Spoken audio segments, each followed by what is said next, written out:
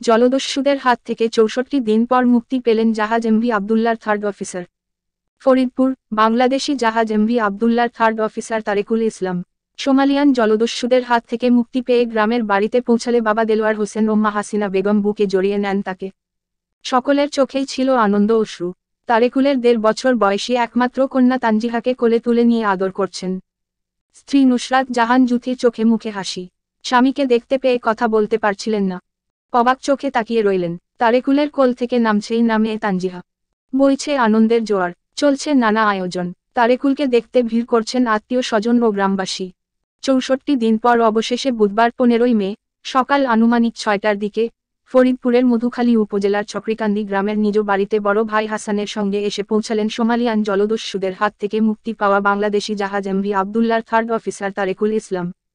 তারেকুল বাড়িতে আসায় সকাল থেকেই নানা আয়োজন চলছে। তারেকুলের স্ত্রী আগে থেকেই কেক এনে রেখেছেন, সকলে মিলে কেক কাটলেন, একে অপরকে খাইয়ে দিলেন। রান্না করা হচ্ছে তারেকুলের পছন্দের চিতই পিঠা, মাংস, এছাড়াও গরুর মাংস, শোল মাছ সহ নানা পদের রান্না করা হচ্ছে। তারেকুলের মা হাসিনা বেগম বলেন, আমরা তো এবার ঈদ করতে পারি নাই।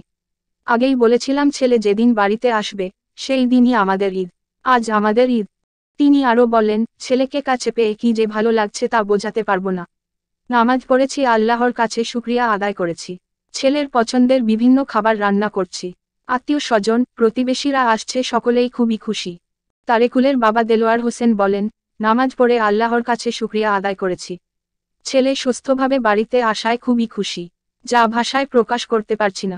সরকারের ঊর্ধ্বতন কর্তৃপক্ষ, জাহাজ কোম্পানিসহ দেশবাসীর প্রতি কৃতজ্ঞতা জানায়।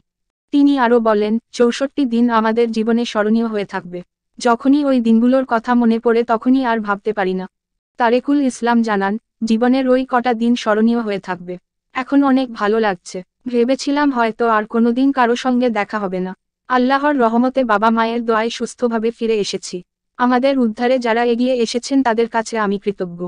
তিনি আরও জানান, দুর্বিষহ দিন কেটেছে, কখনো ভালো, আবার কখনো খারাপ। সব সময় আতঙ্কের মধ্যে দিয়ে দিন পার করতে হয়েছে। এরকম দিন যেন কারো জীবনে না আসে। তারপরও সুস্থভাবে বাড়ি ফিরতে পেরেছি, অনেক ভালো লাগছে। তারেকুলের স্ত্রী নুসরাত জাহান জুথি বলেন, অনেক খুশি, ভাষায় প্রকাশ করতে পারছি না। তারেকুলের জন্য বিশেষ আয়োজন রয়েছে। আজকের দিনটি আমাদের ঈদের দিন। অবসরপ্রাপ্ত চাকরিজীবী মোহাম্মদ দেলোয়ার হোসেনের 2 ছেলে 1 মেয়ের মধ্যে সবার ছোট মোহাম্মদ তারেকুল ইসলাম চক্রিকান্দি সরকারি প্রাথমিক বিদ্যালয় থেকে পাশ করে চলে যান ঢাকায়। সেখানে মিরপুরের doctor Mohammad Shahidullah collegiate school থেকে এসএসসি ও এইচএসসি পাশ করেন। 2012 সালে ভর্তি হন চট্টগ্রাম মেরিন একাডেমিতে। 2014 সালে নটিক্যাল ইঞ্জিনিয়ারিং পাশ করে চাকরিতে যোগ দেন।